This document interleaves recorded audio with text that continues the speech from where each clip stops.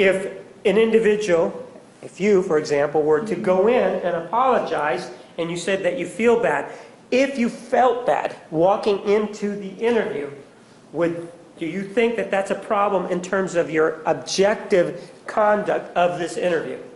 Yes, and I think that's primarily why, or one of the reasons why some psychologists choose to not be evaluators, because they have a difficult time taking an objective approach and not feeling compassion towards a person, being able to go in there and be an objective evaluator.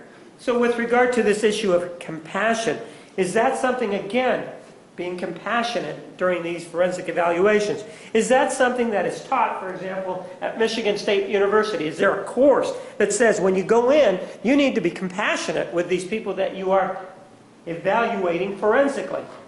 No, you shouldn't feel that compassion. You should go in there as an independent. And again, why wouldn't you feel this compassion toward this individual? It would just bias your results. Pardon? It would bias your results and make you sway more in finding things that might be more helpful for them. If you feel bad for them, you want to help them. And is that problematic if you are just there to evaluate them and provide an opinion involving a diagnosis? Yes, because the results are not going to be accurate.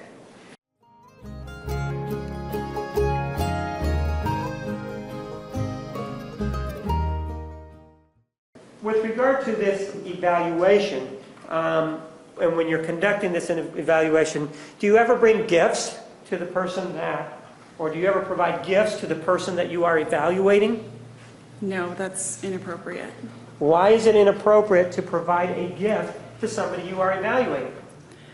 That's creating what's called a multiple relationship. It's what we talked about a little bit earlier about the difference between what is a therapist and what is an evaluator. As an evaluator, you want to be an independent person that's not influencing the individual in any kind of way. In this case, one of the things that we've heard, and have you been provided with Richard Samuels' notes in this case? Yes. And after having been provided with those notes, it indicates that he made a gift of a book called The Erroneous Zones to the defendant. Objection as to the wording, there was never a gift mentioned. That's the state's term. Sustained. With regard to this book, it was provided by Mr. Samuels to the defendant, The Erroneous Zones. Are you familiar with the book, The Erroneous Zones? I'm not familiar with that. So, if you are evaluating somebody, have you ever, in your experience, ever provided, for example, a book to somebody? No. And have you ever provided a book that may be a self-help book as part of this evaluation? No, aside from it being creating a multiple relationship, I would be concerned about how that book might influence their response to any of my testing or how they responded to the clinical interview. And what do you mean how they would respond? Exactly what are you talking about? They may learn new information in there that they could use to then give the false pretense that they have whatever it says in the book, or it could teach them something that they didn't know before. The whole point of an evaluation is to evaluate the person for who they are.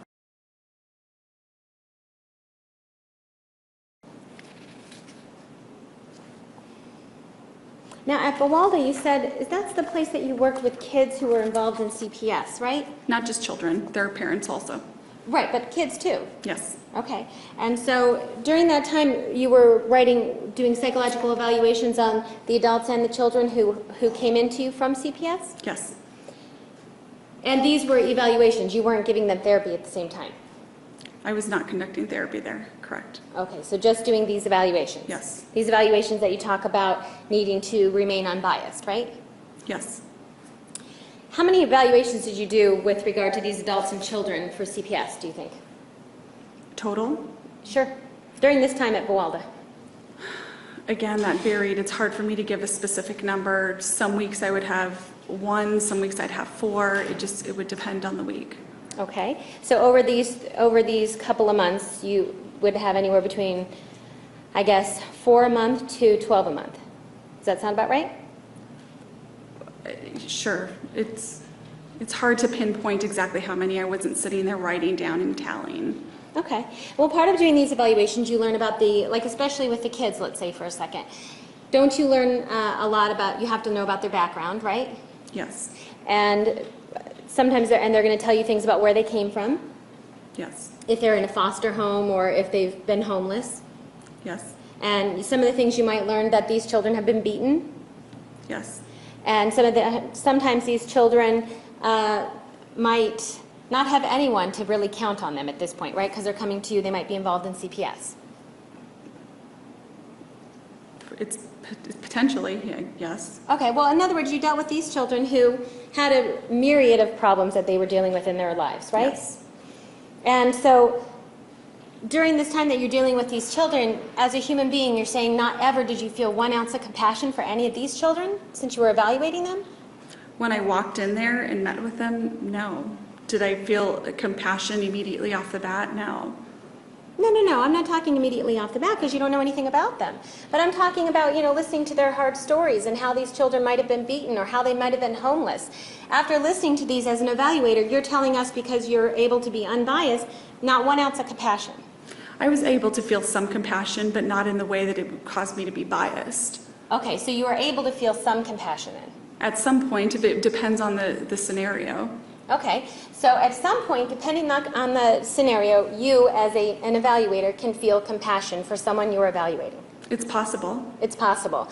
And when this possibility arises to have some type of compassion, you're saying that you were able to, let's see, at this point it would be, well, you didn't have your license yet, right?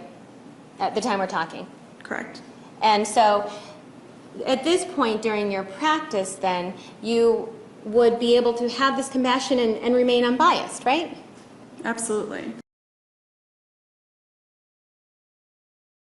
Ma'am, one of the things that you were asked about was this issue about feeling compassion. Do you remember being asked about that? Yes.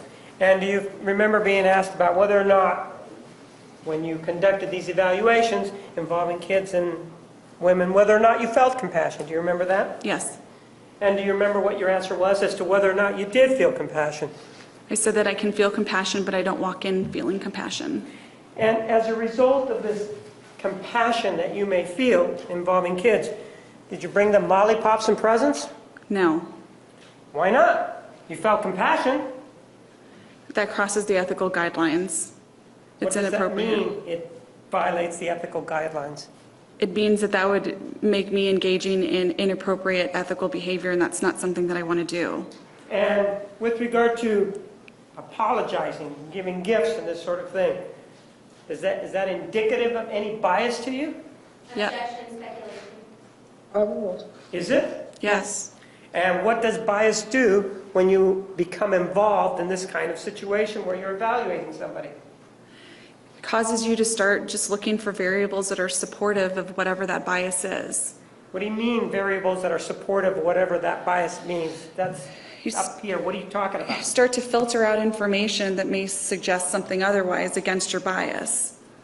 So does that mean that you could skew a result? Yes.